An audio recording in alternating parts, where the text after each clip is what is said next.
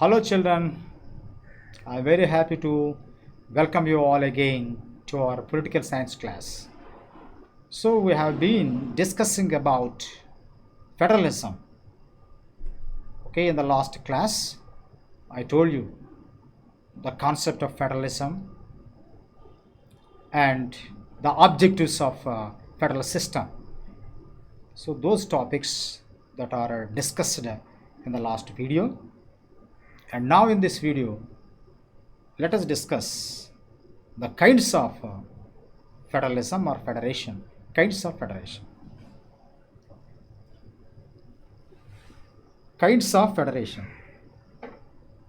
In the last video, we have discussed the objectives of federalism. And now today in this video, we are going to learn about, first of all, kinds of federation. Mainly, there are two important types of federation. Number one, again I repeat, there are two types of federation. The first one is coming together federation, and the second one is holding together federation. Coming together federation, and the second one is holding together federation. So federation, that is federalism, is of two types. First one, coming together federation, and second one is holding together federation. Now let us discuss. First one, coming together federation. What is coming together federation? It is a type of federalism or federation where independent states coming together on their own to form a bigger unit, so they can increase their security by pooling sovereignty and retaining identity. So my dears, this is the first kind of federation anamata. So this is called coming together federation. It is called coming together federation. So just listen, in this coming together federation, in this type of federalism, where all the independent states come together. All the independent states come together to form a bigger unit for which they can pool their sovereignty. They can pool their, by pooling their sovereignty, by giving their sovereignty. So all these states come together and form a bigger or a large unit. So this kind of federation, which is called coming together federation. Coming together federation. I repeat. So in this type of federation, independent states in a country coming together. For example, in America, a lot of likewise India, it has a lot of states. So all the states come together. So all the independent states come together to form a bigger unit for which they can give their sovereignty or powers and retain identity. So this kind of system, which is called coming together federation. This kind of system is called coming together federation, my dear. So best example, in which countries this type of coming together federation is formed? That is USA, Switzerland and Australia. Okay, my dears. Okay, coming together federation is existing in USA, Switzerland and Australia.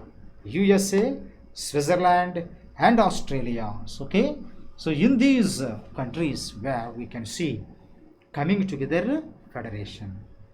Okay, the first one is coming together federation. In this type, all the independent states coming together to form a bigger unit by pooling their sovereignty. Okay, this is the first kind of federation. Federation is of two types. Number one, coming together federation, and number two, holding together federation. Just now, okay, we have discussed the coming together federation. Now let me tell you the second kind, that is holding together federation. Holding together federation.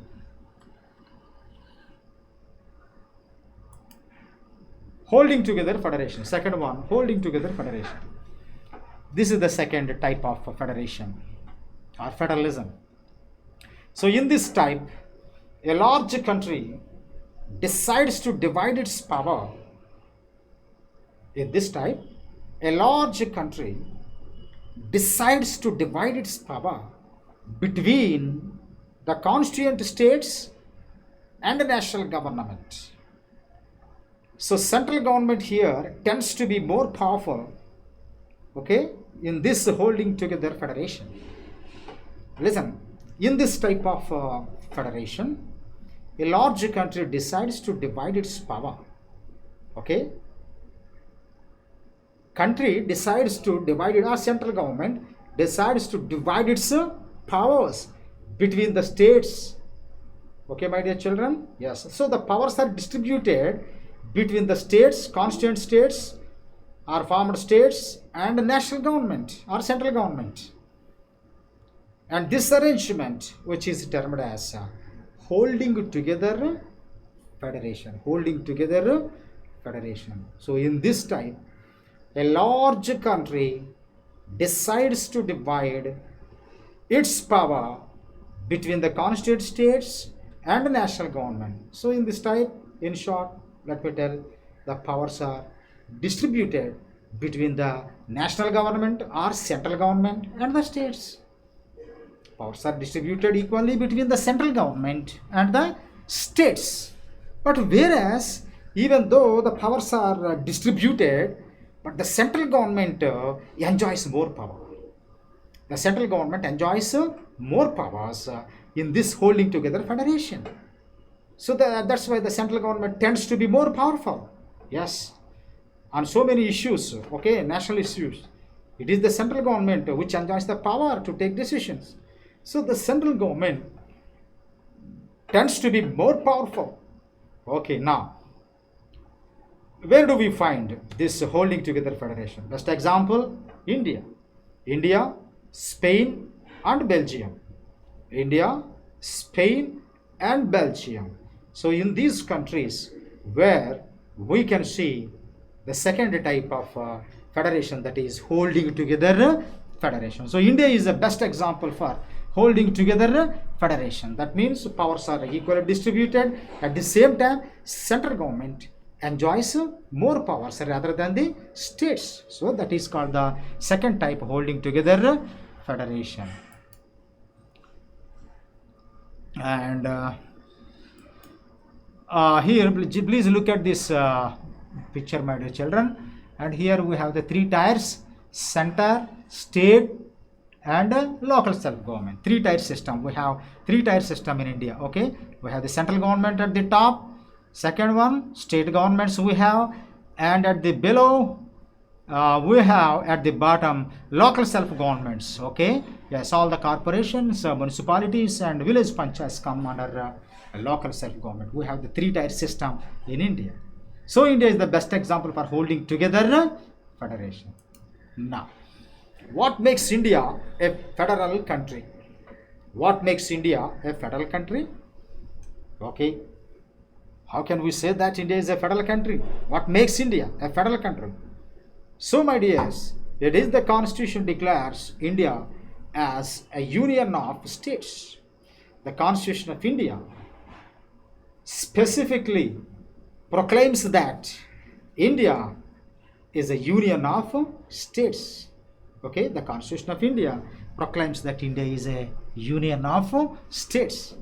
The Indian Union is based on the principles of federalism. And we know very well, the Indian Union, the Indian government, the Indian Union is based on the principles of federalism. So Indian government is working or functioning based on the principles of federalism. So here we have two-tier system of government. Two-tier system of government. Of course, we have the third tier also. So okay, two-tier system of government. What are they? What are the two tiers? Tier means here level. Two levels of government. One is the union government or the central government. One is the union government or central government. And the second one is state government. Union government at the top and the state government the second one. So these two are the two-tier system of government. And besides that, we have a third tier also, that is local self-governments. So the local self-governments come under the third tier. Okay, so this is all about the two-tier system of government: union government, and second one, state government. Union government is also known as central government. Remember, it is also called central government.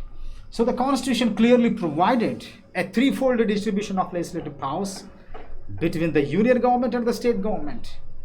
Constitution clearly says, clearly provided a threefold distribution of legislative powers between the union government and the state government. So the constitution clearly or specifically provides here a threefold distribution of legislative powers between the union government and the state governments.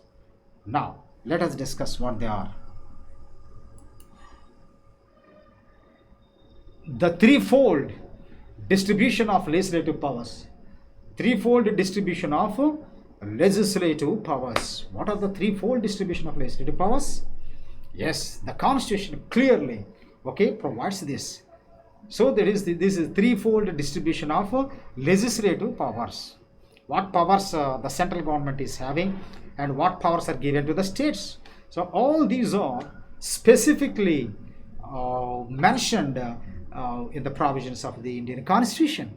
So a threefold distribution of legislative powers are mentioned. Now let us discuss what are the threefold distribution of legislative powers. The first one is union list. All the subjects are classified or divided, categorized. Okay, the subjects are categorized into three lists.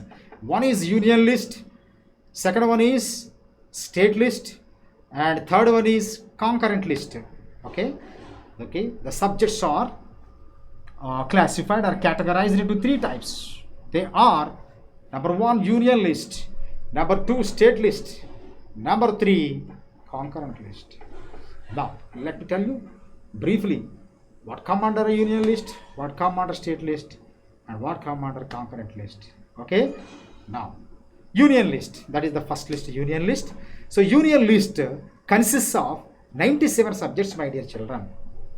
Okay, union list consists of 97 subjects.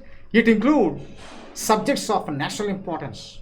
All the subjects of are issues of national importance, such as defense, okay, foreign affairs, banking, and currency. We know very well these are the very important what do we call very important issues or subjects. Okay, foreign affairs, important subject it is, and defense, very important subject. Banking and currency, other important subject. Over these subjects or items, over these subjects, so which government has the power? It is the central government. Okay, so central government has the powers over all these important subjects, such as defense, number two, foreign affairs, number three, banking and currency. Over these national important subjects, here the central government enjoys more powers, but the state government does not have. The state government does not have the powers over them. For example, if any law that is to be made in respect of defense, it is the central government that makes law. But the state governments does not have rights. They do not have rights. State governments do not have rights. To make laws with regard to defense. It is the central government. That is why these subjects are listed in the union list. So that is why these subjects are mentioned in the union list. What are they? National importance subjects, such as defense, foreign affairs, and banking and currency. And now second one, state list. What come under state list? Remember, all the defense, foreign affairs, banking and currency, over these subjects, which government has more powers? It is the central government, not the state governments. Okay, that is why that is the first list, union list. Okay, whichever subjects are mentioned in the union list, over them the central government enjoys the powers. That is the union list. Now second state list. The state list consists of 66 subjects, my dears. The state list consists of 66 subjects. Example, all the 66 I am not telling, just important subjects that are only mentioned here. Entavi, what are they? They are police, trade, commerce, agriculture. Okay, yes, police. Okay, that relates to or that belongs to state only. Trade and commerce belongs to state. Agriculture, that belongs to state. So over these things are subjects. It is the state government which enjoys power. Okay, yes, to frame laws. Police work under the state government. Trade and commerce under the state. And agriculture, yes, okay, it is under the state. So over these subjects, likewise so many other subjects are there. If they are counted, they are counted nearly 66 subjects. All the 66 subjects come under the state list, my dear children. Police, trade, commerce and agriculture come under the state list. Over these, the state governments enjoy power over these 66 subjects. Okay, right. And last one, that is concurrent list. Okay, concurrent list means here it consists of 47 subjects. Concurrent list, and both the central and the state government together they can frame laws over these subjects. That's why this list is termed as a concurrent list. Now I'll tell you what they are. For example, it includes education. We know very well education. Okay, forests, education, forests, trade unions, marriage, adoption, and succession. Over these subjects, both the central government and state governments together, collectively, they can enjoy powers and they can make laws over these. For example, education. With regard to education, it is both the central government and state government's responsibilities. Yes, both these governments, okay, together they can work for the development of education. So that's why concurrent list. In the concurrent list, we find all these subjects. Nearly there are 47 subjects. Of them, most important subjects are education, forest, trade union, marriage, adoption, and succession. Okay, over these subjects, both central government and state government frame laws, my dear children. Okay, children, and in the next video, I shall come with another topic. Till then, keep watching and keep reading the textbook. Okay, keep reading the textbook. Okay, my dear children, bye.